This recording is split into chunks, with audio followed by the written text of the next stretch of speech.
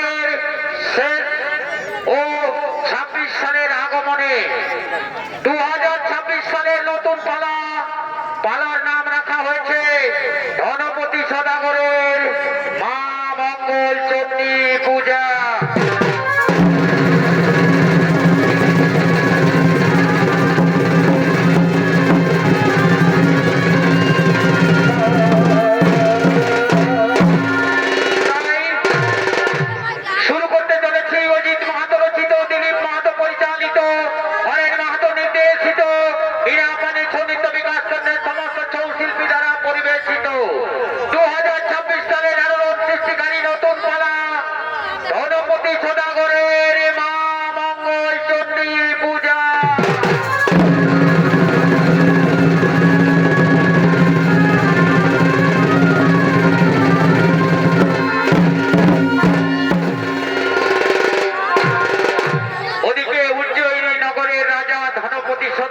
প্রথম স্ত্রী লোহনা, তার কোন সন্তান না হওয়ায় ধনপতি সদাগর সন্তান লাভের আশায় দ্বিতীয়বার বিবাহ করলেন খুল্লনাকে। ওদিকে নিয়তির নিষ্ঠুর পরিহাস খুল্লনাকে তার রাজ্যে নিয়ে আসার সঙ্গে সঙ্গে খুল্লনা মা মঙ্গল চণ্ডীর পূজা শুরু করলেন গোপনে। বিধাতার লিখন খণ্ডন করা দায়, তাই বিধাতা তার গর্ভে সন্তান সঞ্চালন করলেন। ওদিকে খুল্লনা আজ ৫ম মাসের গর্ভবতী, তাই খুল্লনা মা মঙ্গল চণ্ডী পূজা করার জন্য নিজ রাজপ্রাসাদে অন্তঃপুরের দিকে করছেন আগমন।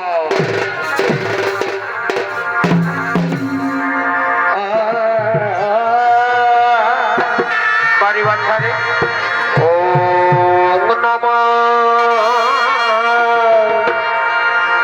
ভগবতে বাসুদেবায় নমঃ। ওম নমঃ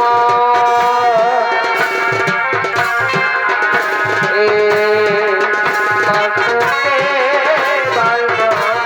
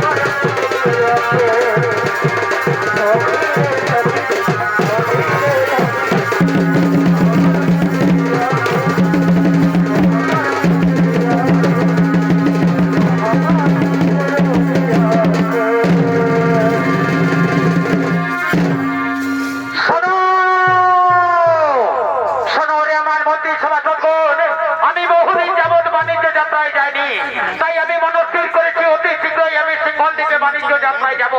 তাই তোমরা যাও আমার আমার সপ্ত ডিঙ্গা তরি তোমরা সাজিয়ে দেবে।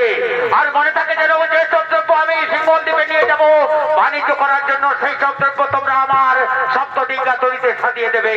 ঠিক আছে মহারাজ, ঠিক আছে মহারাজ, আপনার একটা শিরোধার্য রইল। আমরা চললাম আপনার সপ্ত ডিঙ্গা তরি প্রস্তুত করার জন্য, এবং যে সব দ্রব্য আপনি নিয়ে যাবেন সিংহল দ্বীপে সেই সব দ্রব্য আমরা এক্ষুনি আপনার সপ্ত ডিঙ্গা তরিতে সাজিয়ে দিচ্ছি। আমরা চললাম আপনার সপ্ত ডিঙ্গা তরি সাজিয়ে দেওয়ার জন্য।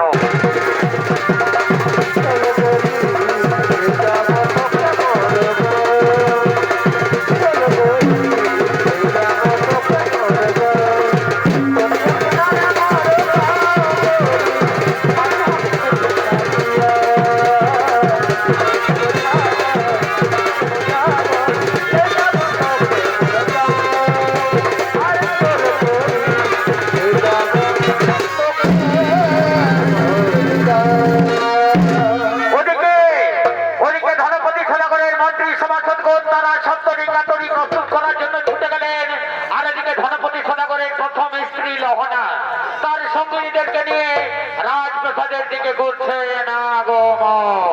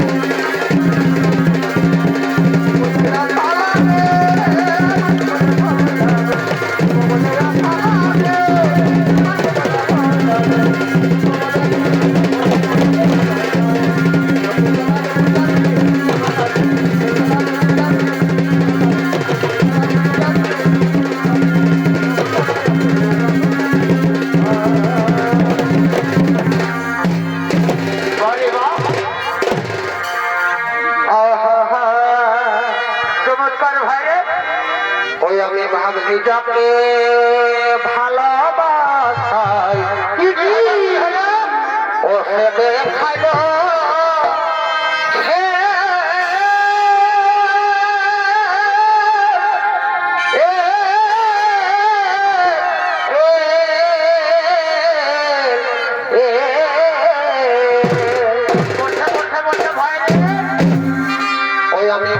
যাকে ভালোবাসাই ও সে দেখালো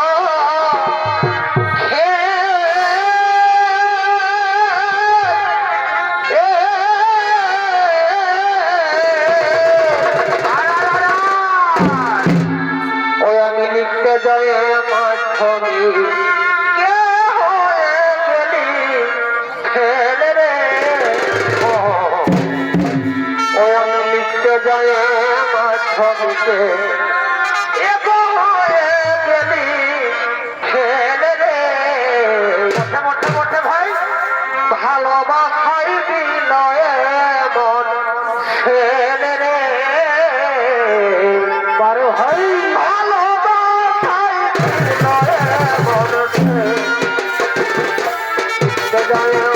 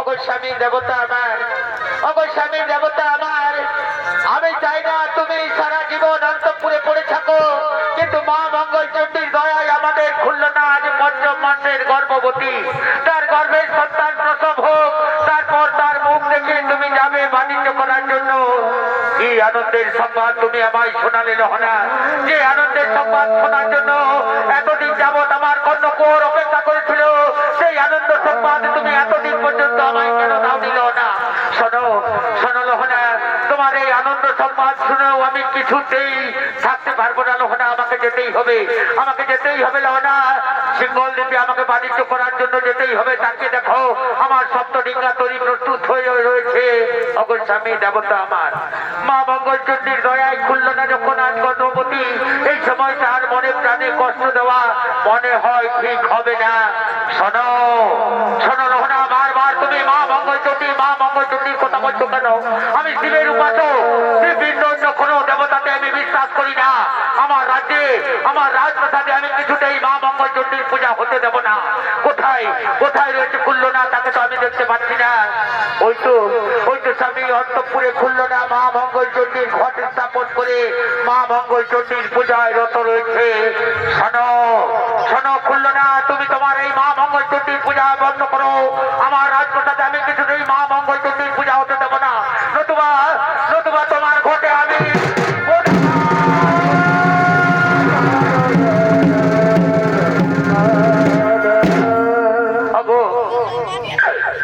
স্বামী দেবতা আমার। শুভ কাজে যাওয়ার মুহূর্তে কেন তুমি এই অশুভ কর্ম করলে? শোনো শোনো লোহনা, তুমি আমাকে জ্ঞান দিতে শোনা, কোনটা শুভ কোনটা অশুভ তা আমার জানা রয়েছে। আমি শিবের উপাসক হইব, শিব ভিন্ন অন্য কোনো দেবতাতে আমি বিশ্বাস করি না। বন্ধ করো তোমাদের এই মা মঙ্গলচণ্ডী পূজা। আমি চললাম সিঙ্গল দ্বীপে বাণিজ্য যাত্রায়। এই রাজ্যের ভার আমি তোমার হাতে অর্পণ করে দিয়ে গেলাম। আর একটা কথা মনে থাকে যেন, খুলনার গর্ভে যদি পুত্র সন্তান জন্মগ্রহণ করে তবে তার নাম রাখবে তুমি শ্রীমন্ত, এবং যদি কন্যা সন্তান জন্মগ্রহণ করে তবে তার নাম রাখবে তুমি শ্রীমতী। এই আমার আদেশ, এই আমার নির্দেশ। আমি এখন আসি লোহনা, আমি এখন আসি।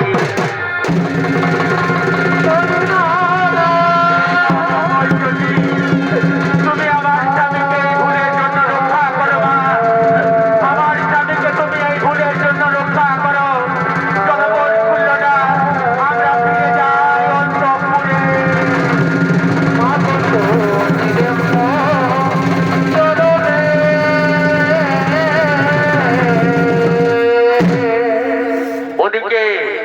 ওদিকে মা মঙ্গলচণ্ডীর ঘটে লাথি মারার জন্য ধনপতি সদাগরের সপ্তডিঙ্গা তরী সমুদ্রে ডুবে গেছে।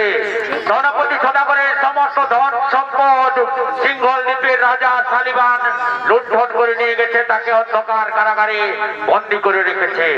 এদিকে বিধাতার লিখন খণ্ডন করা মুশকিল। তাই তো এদিকে 10 মাস 10 দিন পর খুলনার গর্ভে পুত্র সন্তান জন্মগ্রহণ করেছে।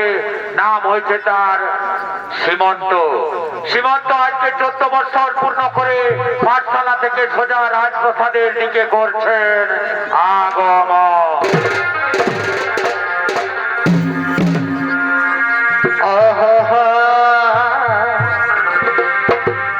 ধনী তোমার কি ভোলা যাই গো,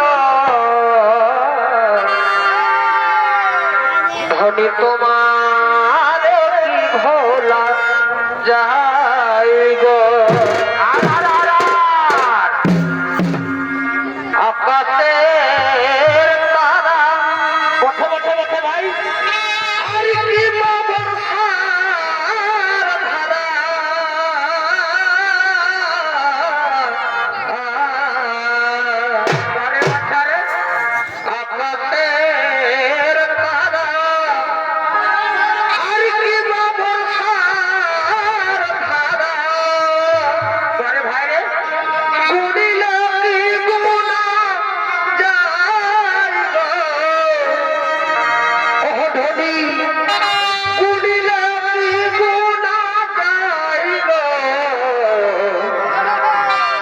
কি তোমার ভোলা যাই গো, ধনী তোমার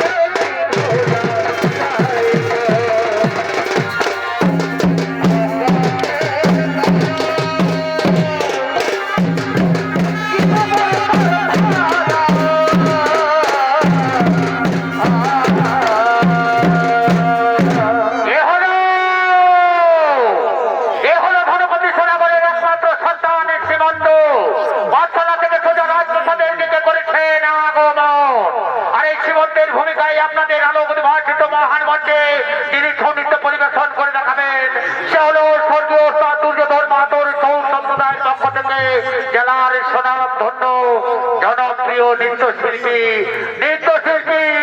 বিপ্লব সিং সরদার।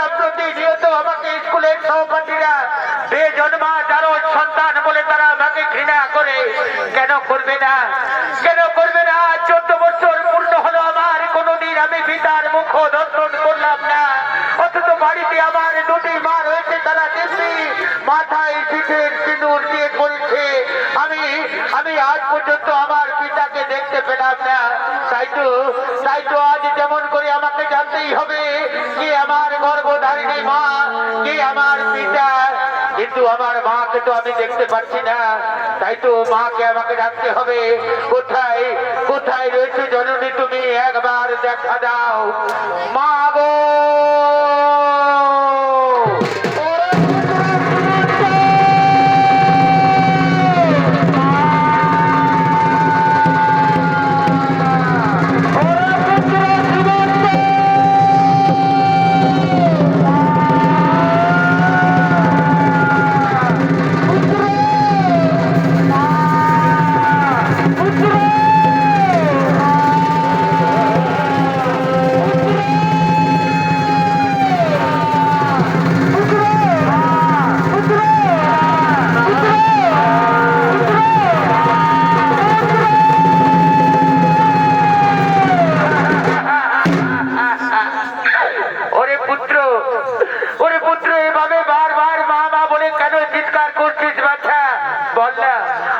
বাচ্চা কি হয়েছে তোর? চল অন্তপুরে চল, আমি তোর জন্য নানা রূপ ব্যঞ্জন তৈরি করে রেখেছি।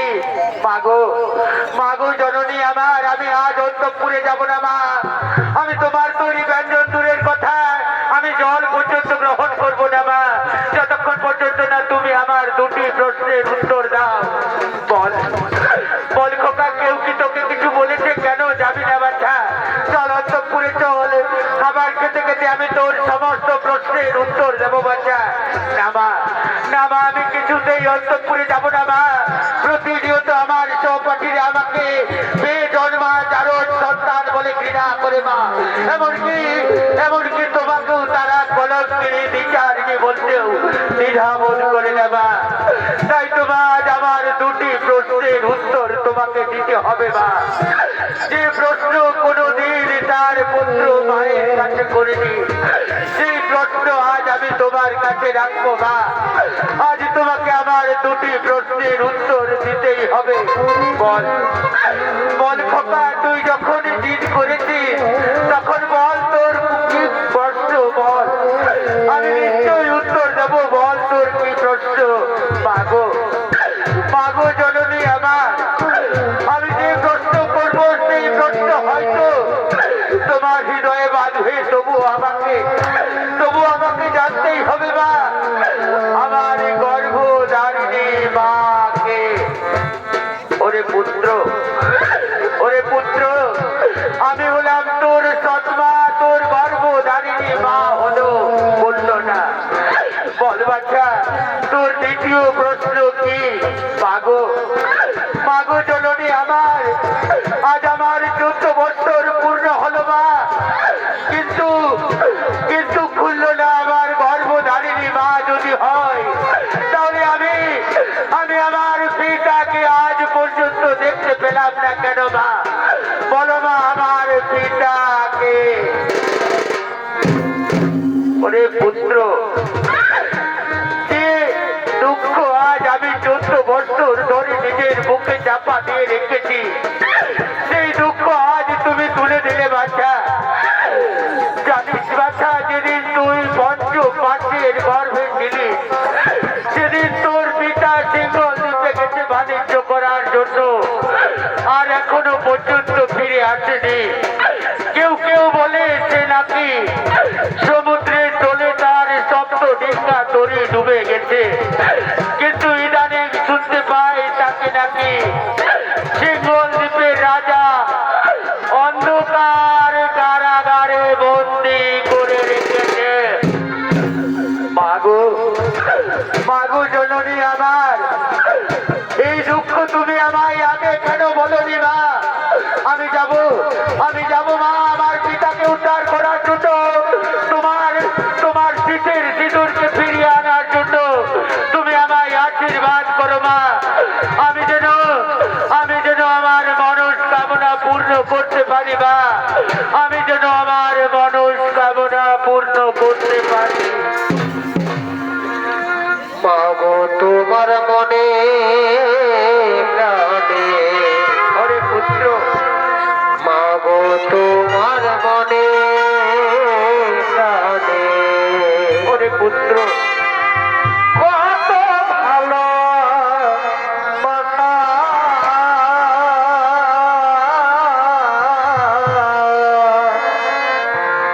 তোমার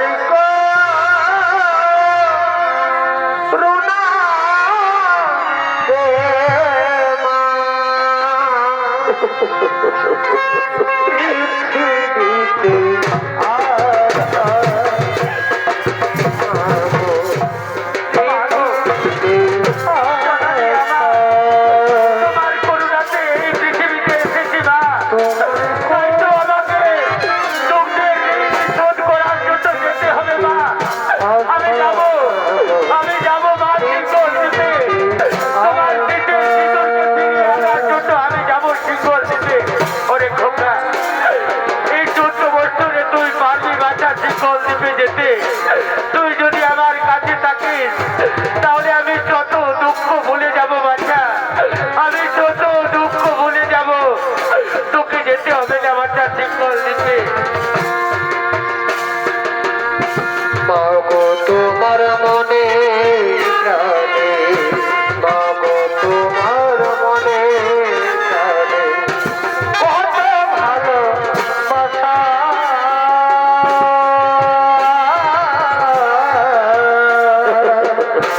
তোমারই করুণাকে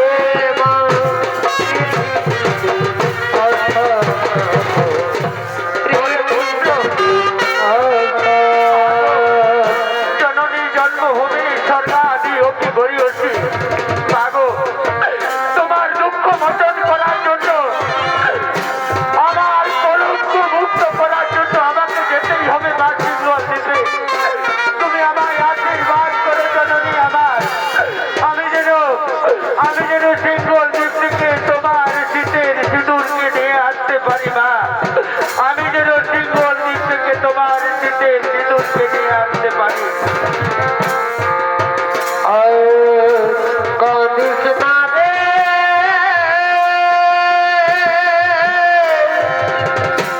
পুরীরে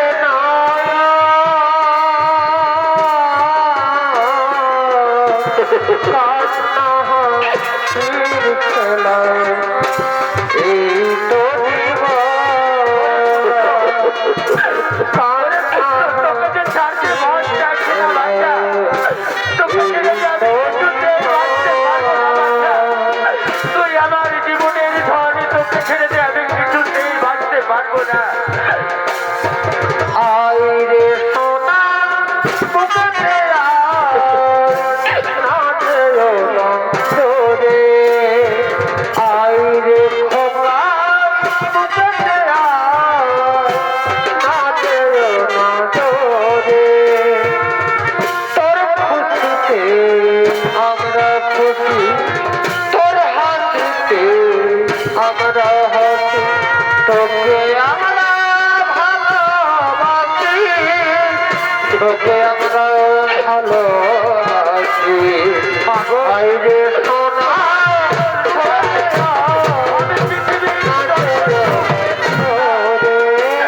তোমার শীতল ছোঁয়ায় আমি পৃথিবীর সর্বসুখ পেয়ে থাকি মা তাই তো আমি বিধির কাছে করো জোরে বিনতি করে বলি মা এই পৃথিবীতে যদি আবার ফিরে আসি মা তাহলে তোমার গর্ভে যেন ফিরে আসি মা তোমার গর্ভে যেন ফিরে আসি ধীর কাছে ধীর কাছে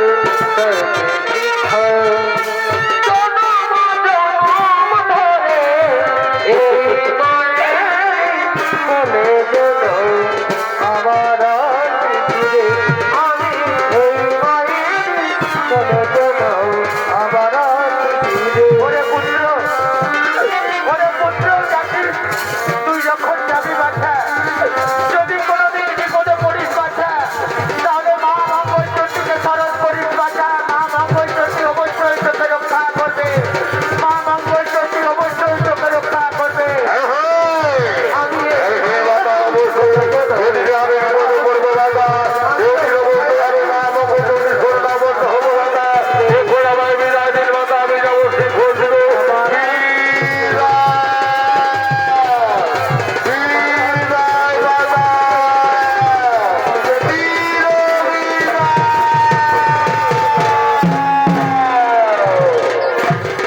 ওদিকে সীমন্ত তার মায়ের কাছ থেকে বিদায় নিয়ে তার পিতাকে উদ্ধারের জন্য সিংহল দ্বীপের দিকে যাত্রা করলো আর ওদিকে সিংহল দ্বীপের রাজা সালিবান তার মন্ত্রী সেনাপতি সৈন্য সামন্তদের নিয়ে নিজ রাজপ্রাসাদের দিকে করছেন আগমন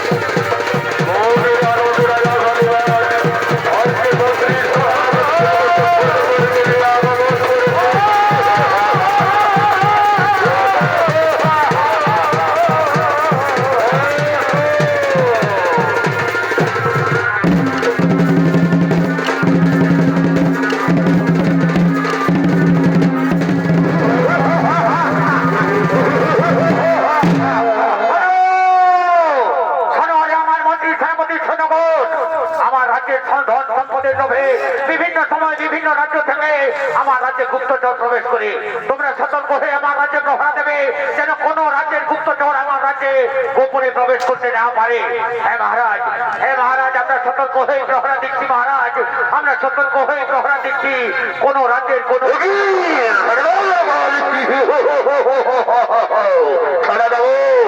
কোথা থেকে তুমি আসো? সত্য করে কপট বলে আমাকে দাও। ওরে দ্বার গাল, ওরে দ্বার গাল, আমাকে ছেড়ে দাও না ভাই। আমি মহারাজের কাছে যাবো, আমি মহারাজের কাছে যাবো, আমাকে দ্বার ছেড়ে দাও। ছেড়ে দেবো না। একটি সৈন্যগণ আমার রাজপ্রসাদের বাইরে কিসে যত চিৎকার চেঁচামেচি শোনা যাচ্ছে। যাও তোমরা অতি শীঘ্রই দেখে এসো আমার রাজপ্রসাদের বাইরে কিসে যত চিৎকার চেঁচামেচি শোনা যাচ্ছে।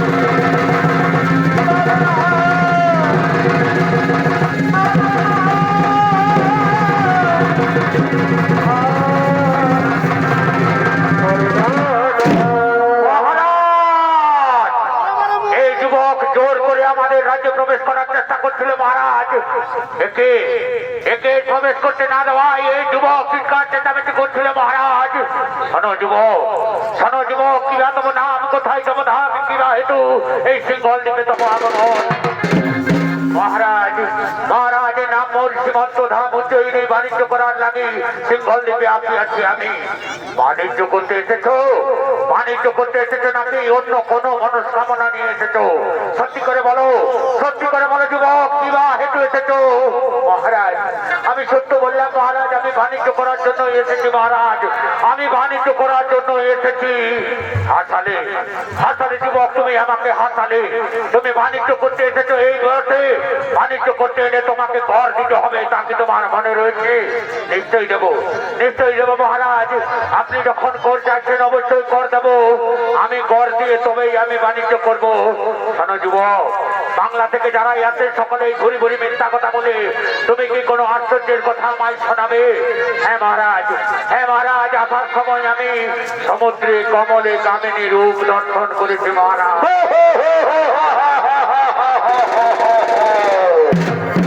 আসলে আসলে যুবক, সমুদ্রে আমার তুমি কমলে কামিনী কেমন করে দর্শন করলে? আশ্চর্য জিনিস কথা বলছো। শোনো যুবক, তুমি যদি আমায় কমলে কামিনী রূপ দর্শন করাতে পারো তাহলে আমি তোমাকে বিনা করে আমার রাজ্যে বাণিজ্য করার অনুমতি দেব। আর যদি না পারো তাহলে এর পরিণতি হবে ভয়ালো ভয়াবহ।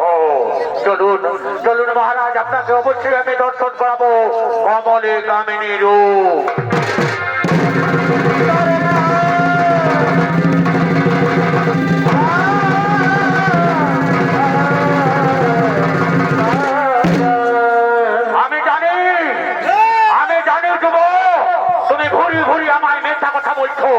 আমি জানি, বলো বলো যুবক, এখনো সত্যি করে বলো, নতুবা নতুবা এর পরিণতি কিন্তু হবে ভয়াবহ।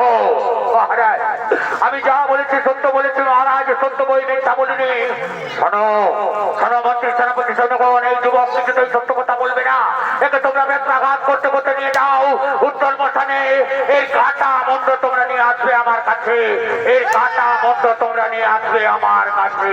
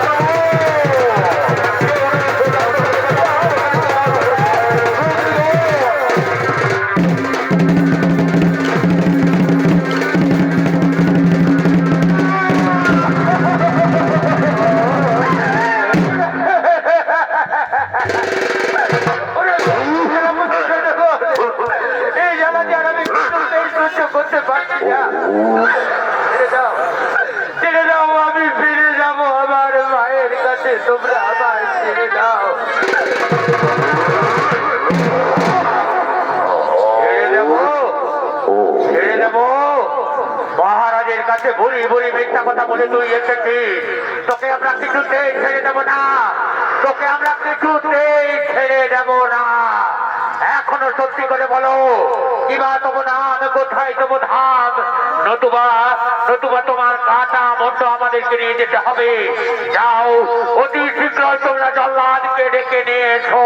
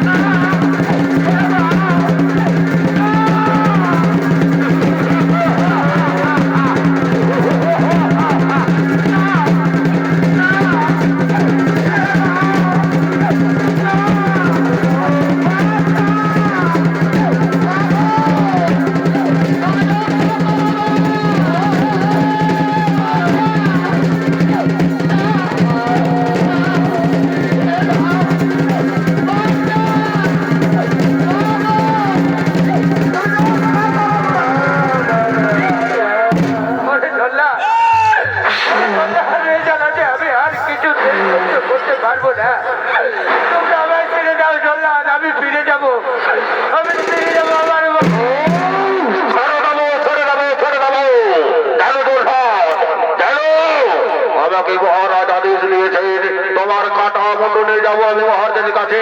এই আদেশ আমি অক্ষরে অক্ষরে করিব পালন। ওরে যুব,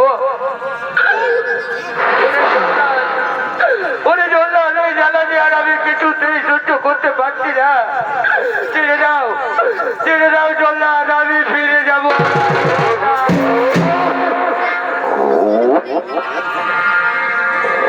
মেরো না, মেরো না জল্লাদ রে,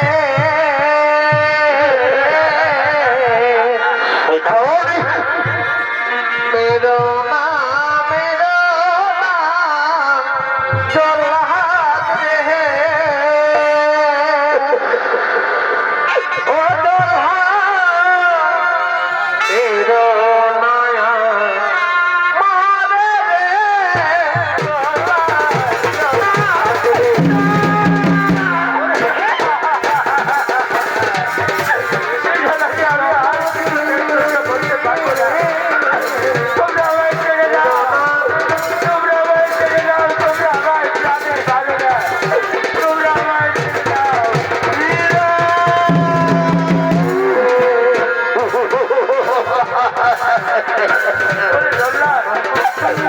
আর কত জ্বালা দেবে তোমরা আমায়?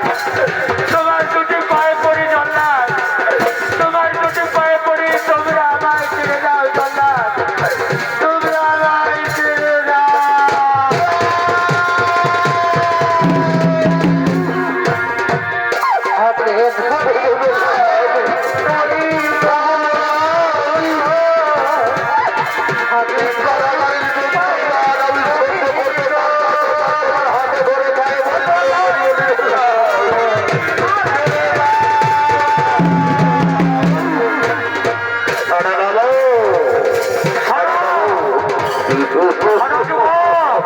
তুমি যখন বারবার কাকুতি বিরতি করছো, তখন তোমার শেষ ইচ্ছা জানতে চাই।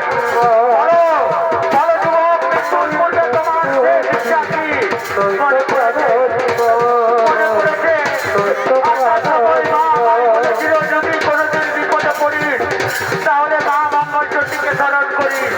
আমি একবার প্রাণ করে মা মঙ্গলচণ্ডীকে ডাকতে চাই, আমি একবার প্রাণ করে মা মঙ্গলচণ্ডীকে ডাকতে চাই।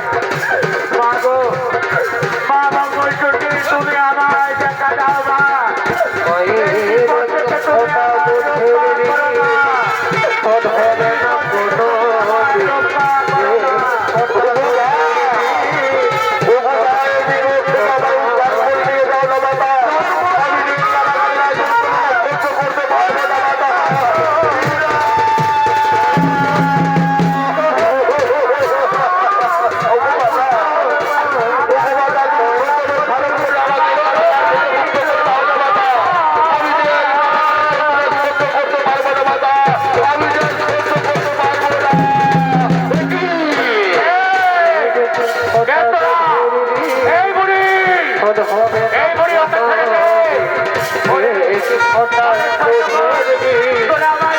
পারবি না। তোরা আমায় দিতে পারবি না। ওই যুবককে ছেড়ে দে, ওই যুবককে ছেড়ে দে, নতুবা তো দয়া বল দরদ পদের বিপদ আয় বাচ্চা।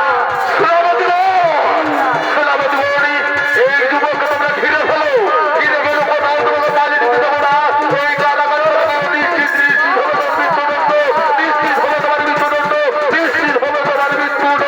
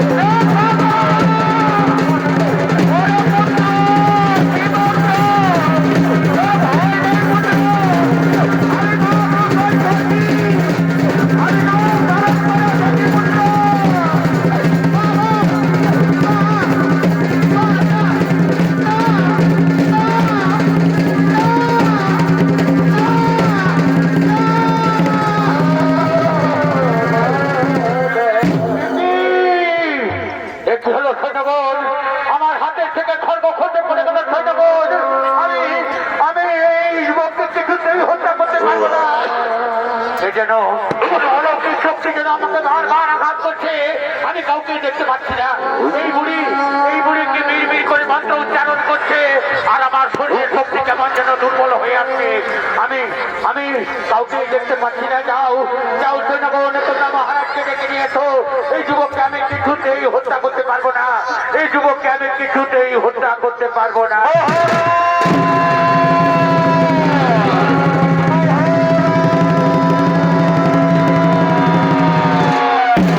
বলো বলো জল্লাদ, কেন তুমি এই যুবককে হত্যা করতে পারবে না? মহারাজ মহারাজ, আপনার নির্দেশে আমি বহু মানুষ হত্যা করেছি মহারাজ, কিন্তু কোনোদিন যা ঘটেনি আজ তা ঘটেছে মহারাজ। যেই নামে এই যুবককে হত্যা করতে গেছি, অমনি আমার হাতের থেকে খড়গ খড়তে পড়ে গেল মহারাজ। কোনো অলৌকিক শক্তি বারবার যেন আমাকে আঘাত করছে। আর ওই যে সামনে দাঁড়িয়ে রয়েছে বুড়ি, ওই বুড়ি বিড়বিড় করে কি মন্ত্র উচ্চারণ করছে, আর আমার শরীরের সমস্ত শক্তি কেমন যেন দুর্বল হয়ে আছে মহারাজ। এই বুড়িকে তুই ফিরে যায় উত্তর মশাল থেকে, নতুবা তোকেও আমরা তুলে দেবো হাড়ি কাটে।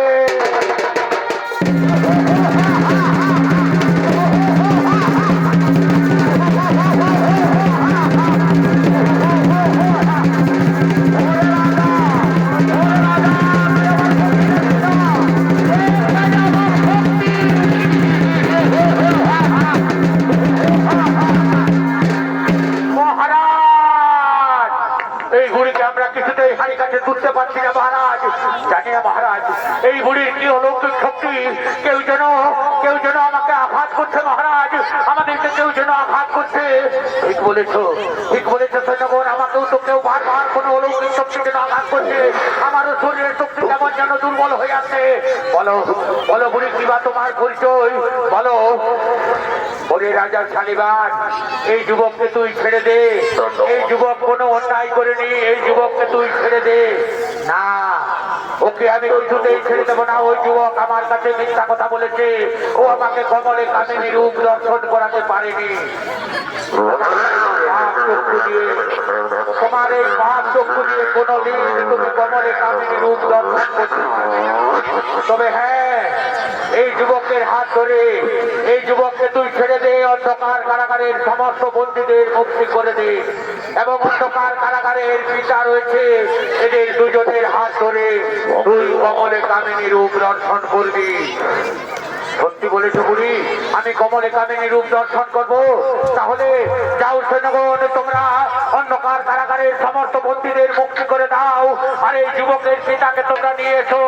আজ আমি পিতা পুত্রের মিলন করিয়ে দেব, আজ আমি পিতা পুত্রের মিলন করিয়ে দেব।